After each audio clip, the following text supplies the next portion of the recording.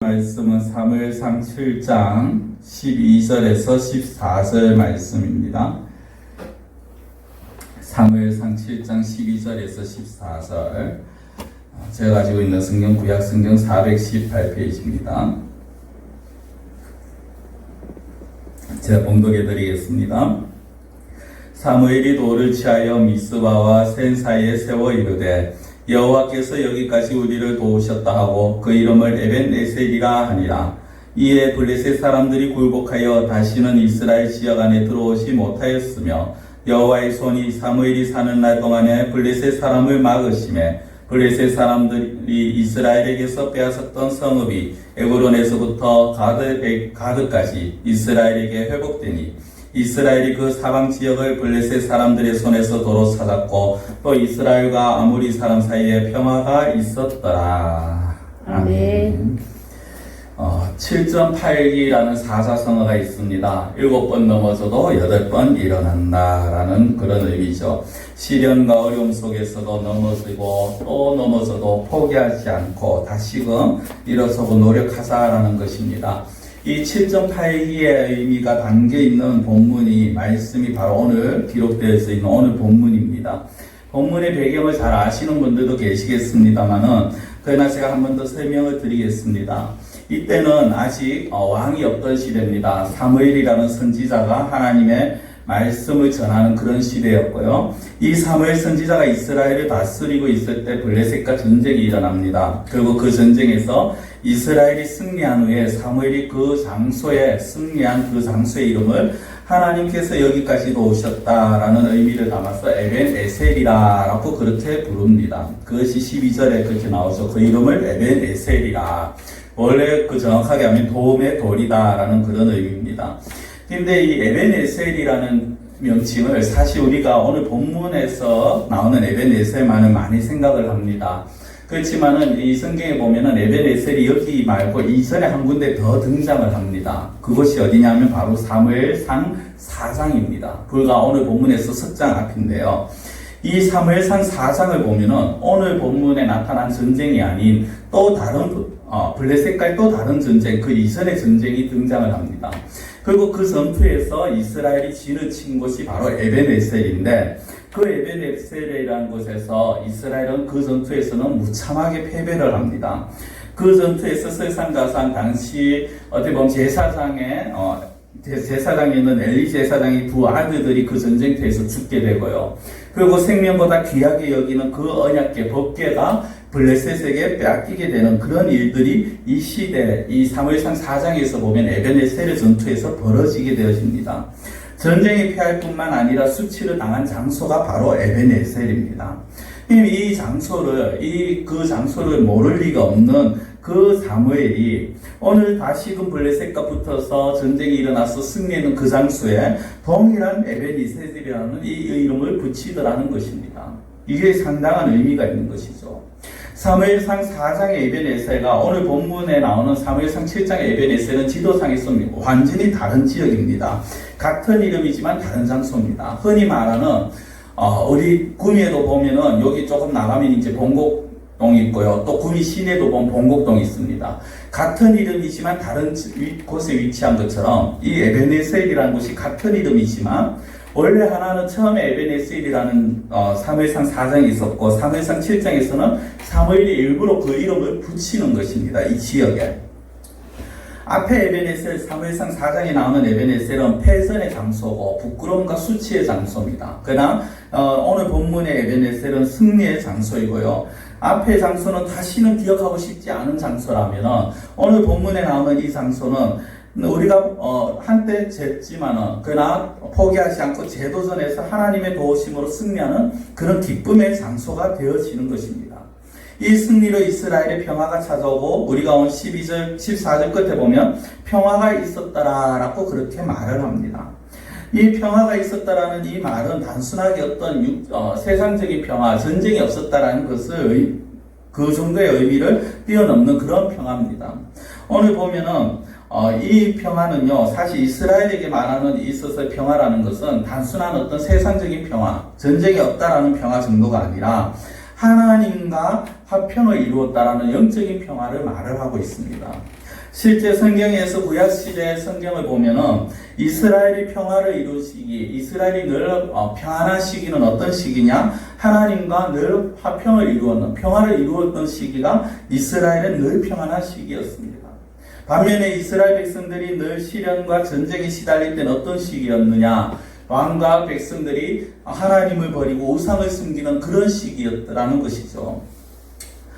사실 요즘처럼 평화롭고 평범한 일상이 그리울 때가 없는 것 같습니다. 남북 관계는 갈수록 냉랭하고, 어제 이제 보니까, 김정은의 말 한마디로 또 조금 이제 아주 급박하게 돌아가는 것이 조금 조금 이제 잠시 이제 풀려지는 것 같습니다만은, 그러나 다시금 이 남북 관계가 너무나도 냉랭해서 가고 있고요. 이 코로나19 바이러스라는 것으로 인해서 온 세계가 정말 위축된 그런 삶을 살고 있습니다. 많은 사람들이 건강을 잃고 직장을 잃었죠. 학생들은 제대로 된 교육을 받지 못하고 직장인들은 오히려 출근하는 것 자체가 행복이라고 말할 정도로 그렇게 느끼는 그런 시기입니다. 교회들 역시 어떻습니까? 교회 예배가 어떻게 보면 반쪽짜리 예배가 되어가고 있는 그런 시국입니다. 이렇게 힘든 시기가 벌써 4개월이 지나고 이제 원래 반을 마무리하고 있는 그런 시국이라는 거죠. 이런 시국일수록 우리가 정말 어떻게 보면 걱정과 두려움에 살 수밖에 없고 늘 불안한 마음을 가질 수밖에 없습니다. 그러나 그러한 상황에서 그러한 시국이라 할지라도 그러한 시대라 할지라도 우리의 모습은 어떠해야 됩니까? 하나님과의 관계가 회복되어지는데 우리는 힘을 써야 한다는 것입니다. 왜냐하면 하나님과의 관계가 회복되어지면 그곳이 바로 평안이 있고 그곳에 안식이 있다라는 것이죠. 자, 그것을 오늘 본문에서 보여주시는데요. 오늘 본문의 사무엘 선지자가 왜 기쁨과 영광의 장소, 이 승리의 장소, 평화의 장소에 과거의 그 수치스러운 사건, 그 전쟁을 기억나게 하는 그 이름을 왜 붙였을까 하는 것입니다. 사무엘은 과거의 어떻게 보면은 아주 치욕스러운 상처죠. 블레셋과의 전쟁에서 패하고 법궤까지 빼앗기는 그 과거를 잊지 말자라는 겁니다. 잊지 말고 하나님을 찾자라는 것이죠. 비록 예전에는 수치스러운 그런 자리였지만은 그러나 하나님과의 관계가 회복되었을 때 그 상처, 그 수치, 그 불안, 그리고 그 어떤 두려움들이 영광과 기쁨과 평화의 장소가 될 수 있다는 것을 지금 사무엘은 말하고 있는 것입니다. 오늘 본문을 보시면요, 본문 앞에 어떤 일이 벌어지느냐 하면, 전쟁이 있기 전에, 먼저 사무엘이 이스라엘 백성들을 미스바라는 장소로 모읍니다. 그들을 모아서 무엇을 하느냐 하면, 하나님께 기도합니다. 자신들 죄를 회개하고, 금식하고, 죄를 회개하고, 함께 예배를 드립니다. 이스라엘이 다 모였다는 소식을 들은 블레셋이 지금이 기회다 싶어서 다시금 전쟁을 하기 위해서 쳐들어옵니다. 그러니까 그 소식을 들은 이스라엘이 하나님 앞에 막상 어떻게 보면 금식하고 회개하며 예배를 드렸음에도 불구하고 두렵다라는 거죠. 두려움에 떨 수밖에 없습니다. 왜냐하면 지금 자기들은 다 흩어져 있는 것이 아니고 한 자리에 모여있기 때문에 막강한 블레셋의 군대가 오면 자기들은 전멸할 수밖에 없는 그런 상황입니다. 이것이 오늘 본문 앞부분의 내용인데요. 7장 앞부분의 내용입니다. 근데 이 장면에서 솔직히 이해가 안 되는 장면이 하나가 있습니다. 무엇이냐면 지금 이스라엘 백성들이 미스바에 모여서 했는 게 뭐냐 하면은 그들이 잔치를 했다거나 그들이 우상을 숨기는 것이 아닙니다. 그들이 미스바에 모여서 그들은 하나님께 회개했고 기도했고 예배드리기 위해서 제사지만 오늘날로 말하면 예배드리기 위해서 미스바에 모였습니다. 모여서 그들이 그렇게 하고 있는 그 시기에 들린 소식은 뭐냐 하면은 블레셋이 도망을 쳤다거나 아니면은 하나님께서 자기들에게 큰 어떤 복을 주셨다거나 이런 소식이 들린 것이 아니라 지금 블레셋이 전열을 가다듬고 자기들에게 공격하기 위해서 전쟁을 치르기 위해서 쳐들어오고 있다라는 그런 소식이 들리고 있는 것입니다. 좀 쉽게 말씀드리면 이런 겁니다. 하나님을 열심히 믿으려고 노력을 하고 정말 잘 섬기려고 하고 교회 생활 참 열심히 하고 신앙생활 열심히 하려고 하는데 자꾸 어려운 일이 생기고 고통스러운 일이 생기더라는 겁니다. 말씀을 읽고 기도해도 몸이 좀 나아져야 되는데 더 안 좋아진다거나 주의를 꼬박꼬박 지키지만 경제적으로 더 어려워질 때가 있더라는 겁니다. 이럴 때 어떻게 해야 하느냐 하는 것을 말씀을 하고 있는 것입니다. 지금 이 이스라엘이 그런 시국이거든요. 나름 하나님 앞에 모여서 정말 하나님 앞에 참 회개하고 했는데도 불구하고 오히려 더 위험에 처해 있는 상황입니다. 자, 그럼 이럴 때 어떻게 했어야 했느냐?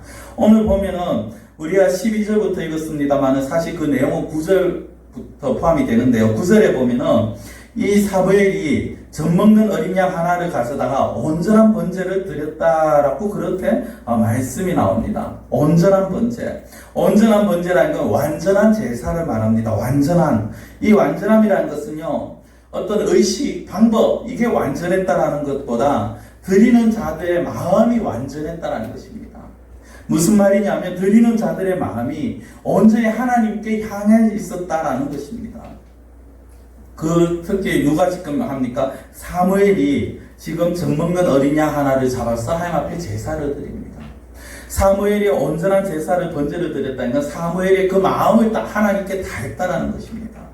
마음을 다해서 하나님만 바라보면서 하나님을 향해서 그렇게 제사를 드릴 때 10절에 보면은 여호와께서 이 블레셋 군대에게 우려를 바라셔서 그들을 어지럽게 하십니다. 사무엘상 4장에서는요, 이런 제사가 언급되지 않습니다. 하나님 앞에 제사 드렸다는 내용이 없습니다. 당시 이스라엘 백성들은 하나님 앞에 제사도 안 드리고요, 하나님의 뜻을 묻지도 않고요, 무작정 그냥 전쟁에 나갔습니다. 그 결과가 패배였죠. 즉, 오늘 지금 사무엘이 온전한 번제를 드렸다는 건 이것은 무엇을 말하느냐 하면, 하나님 앞에 마음을 다해서 완전한 제사, 완전하게 마음을 다할 때, 그때 하나님이 주시는 승리와 평화를 맛볼 수가 있다라는 것입니다. 내 마음이 갈라지지 않았다는 겁니다. 온전하다, 완전하다는 것은 하나라는 것입니다. 여기 있고 저기 있고 흩어지지 않았다는 것입니다. 예배를 드릴 때 온전히 하나님만 생각하는 그런 마음으로 예배를 드렸다는 거죠. 우리 역시 우리의 마음을 하나님께 다할 때 하나님의 은혜를 누릴 수가 있다는 것입니다. 마음을 다하는 온전한 제사로 인해서 하나님께서 블레셋의 의뢰를 바라시고요, 전쟁에 승리하게 하십니다. 승리한 그 사무엘과 이스라엘이 행한 일이 무엇이었을까요?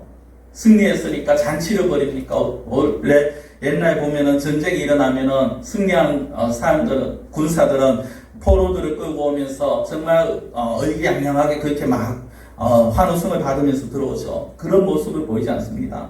승리하고 난 이후에 그들이 행한 첫 번째는 하나님 앞에 감사의 고백을 드렸다라는 것입니다. 단순한 감사가 아닙니다. 승리가 하나님으로부터 말미암았다라는 것을 인정하고 선포하는 그런 감사입니다. 이렇게 고백하는 사무엘을 통해서 하나님께서 승리하신 것은 끝이 아니라 사무엘이 사는 날 동안에 블레셋으로부터 이스라엘을 지켜주셨고 빼앗겼던 성읍도 되찾게 하셨다라는 것입니다. 성도 여러분, 감사의 고백을 하는 자들에게 하나님께서 더 큰 은혜를 주십니다. 감사할 줄 아는 자와 감사할 줄 모르는 자에게는 그것으로 받는 은혜가, 하나님이 내려주신 은혜가 그것으로 끝이 나느냐 아니면 더 큰 은혜를 받을 수 있느냐, 이렇게 나뉘어질 수가 있습니다. 예수님 당시에 10명의 나병 환자가 있었습니다. 그들이 예수님 앞에 나와서 정말 예수님께서 그들 긍휼히 여기주셔서 10명의 나병 환자들 다 고쳐주십니다. 가서 제사장에게 너희 몸을 보이라 합니다. 그들이 가는 길에 자기들의 몸에 그 나병이 다 나았음을 확인을 했습니다. 근데 그 가운데 예수님께 돌아와서 감사했는 사람은 단 한 사람이었습니다. 나머지 9은 그냥 자기 얼른 제사장에게 가서 자기 몸을 보이고 그리고 자기 가족들에게 돌아갔겠죠. 얼마나 기쁘겠습니까? 빨리 그 오랜 시간 만나지 못했는 가족들과 다시 회복하고 싶었던 그 마음 이해가 갑니다. 근데 우리는 여기서 중요한 말씀 하나 볼 수가 있는 것이 무엇이냐면, 다시 돌아와서 예수님께 감사했는 그 한 사람에게 예수님께서 어떤 말씀을 하셨느냐면, 너희 믿음이 너를 구원하였다라는 말씀을 하십니다. 내 믿음이 너를 구원하였도다. 이 무슨 말씀입니까? 네가 믿는 그 믿음이, 그리고 감사의 고백으로 인해서 육신의 질병만이 아니라 영혼의 문제까지도 하나님께서 해결해 주셨다라는 것입니다. 제가 간혹 있던 특별히 감사주일이나 특별한 날에 특송하실 분들 미리 말씀하시라고 그렇게 신청받습니다. 그 이유가 여기 있습니다. 단순하게 노래를 하라, 찬양을 하라는 것이 아니라 찬송을 통해서 함께 감사할 수 있는 자가 되기를 원한다라는 것입니다. 오늘 본문에 나오는 에벤에셀이라는 이 이름을 사무엘이 붙인 것 역시 그런 것입니다. 하나님께서 우리를 승리하게 하셨다, 이것을 인정하고 감사하는 것입니다.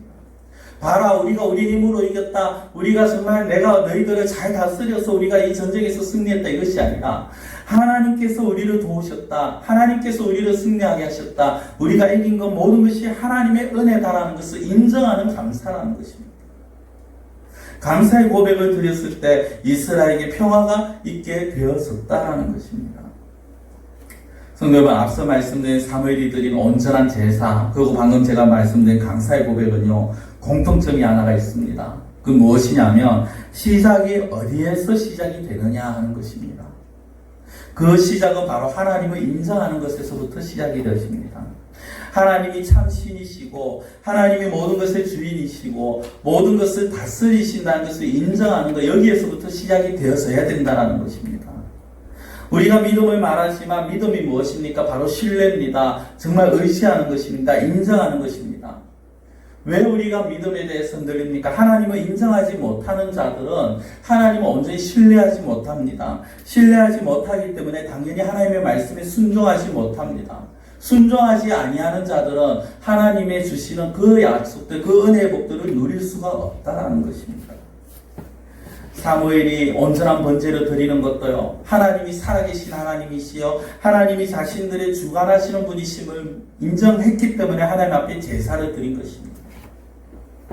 우리가 신앙생활하면서 당연히 하나님의 말씀에 순종해야 하고 열심히 신앙생활하는 것이 마땅합니다. 누구나가 말을 다 그렇게 합니다. 다 그렇게 알고 있습니다.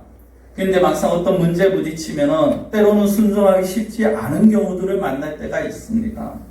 사람과의 관계 때문에 그럴 수도 있고요. 아니면 다른 어떤 경제적인 문제 때문일 수도 있습니다. 내 주변의 환경과 상황이 온전히 순종하기 어렵게 만드는 어려운 그런 모습이, 상황일 때도 있습니다. 그럼에도 불구하고 하나님을 신뢰하며 의지하고 순종하는 자에게 하나님은 더 큰 복을 허락하여 주신다라는 것입니다.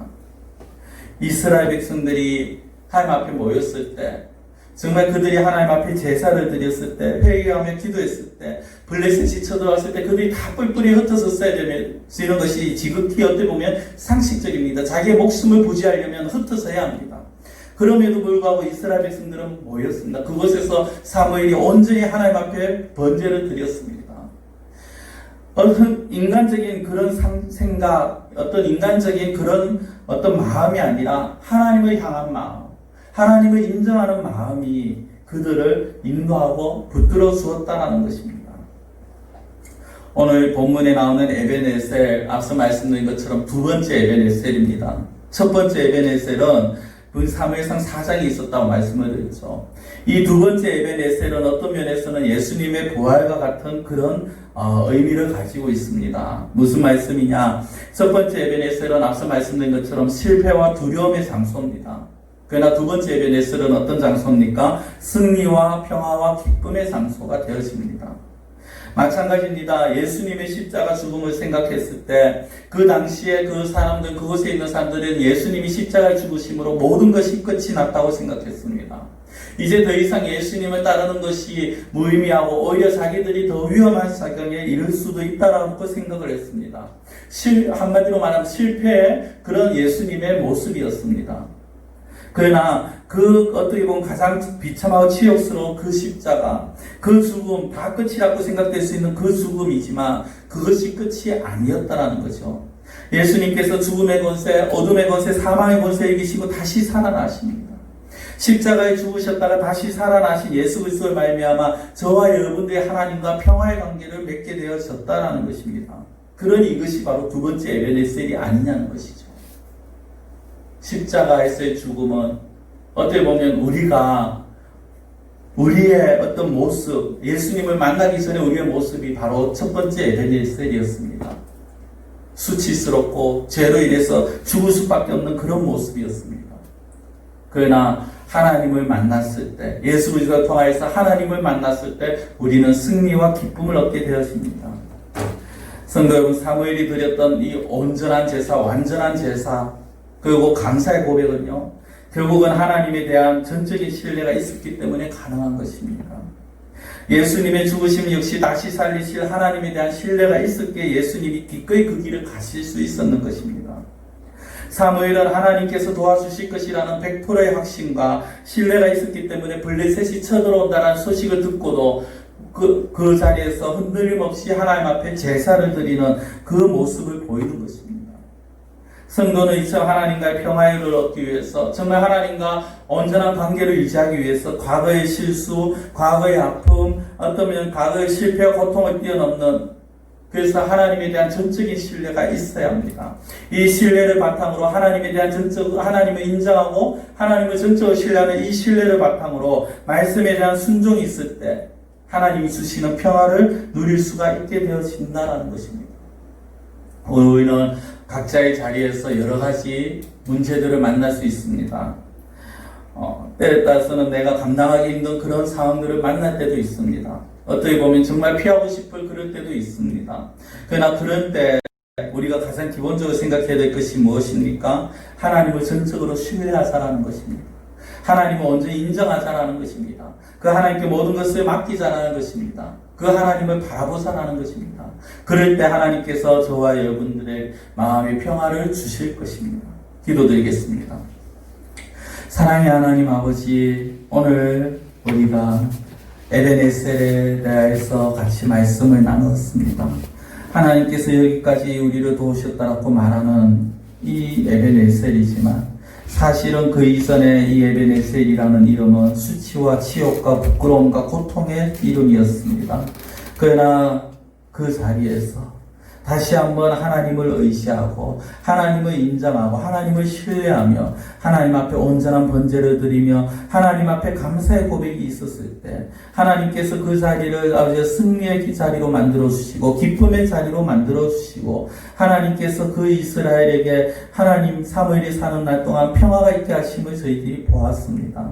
오늘날 우리가 살아가면서 각자의 자리에서 또 각자의 처한 상황에서 힘들고 어려운 문제들을 만날 때가 있습니다. 고통과 괴로움의 상황에 처할 때가 있습니다. 그러나 하나님 그럴 때 우리가 인간적인 모습으로 인간적인 생각으로 그 문제들을 해결하고자 하는 모습을 버리게 하시고 하나님을 인정하고 살아계신 하나님을 신뢰하고 그 하나님만을 의지하며 바라보며 그 하나님의 말씀에 믿음으로 순종할 수 있는 저희들의 삶이 되게 하여 주시옵소서.